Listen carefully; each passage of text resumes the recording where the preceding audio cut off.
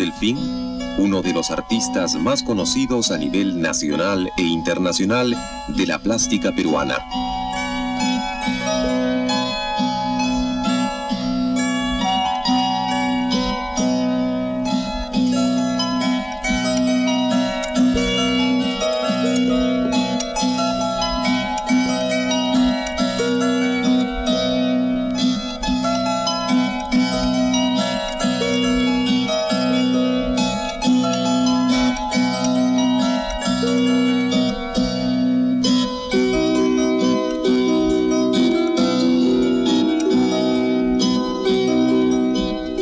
Las grandes pasiones de mi vida ha sido y será siempre la pintura.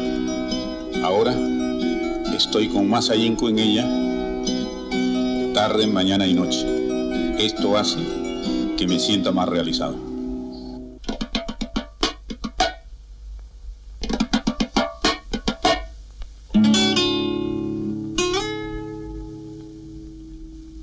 Silvia Chávez, del grupo Yuyashkani, hacedora de máscaras, va al encuentro de los rostros perdidos y olvidados del pueblo de la larga espera. El hombre, a través de la antigüedad, buscó un elemento para comunicarse con los seres sobrenaturales. Entonces dio origen a la máscara. Y así el grupo Yuyashkani, aquí en su taller permanente de investigación sobre la máscara, permite y da la oportunidad a todos los participantes interesados en la máscara a encontrar una búsqueda, crear un personaje, observando, mirando nuestras danzas, las máscaras que se usan en los ritos que Perú tiene, es muy rico.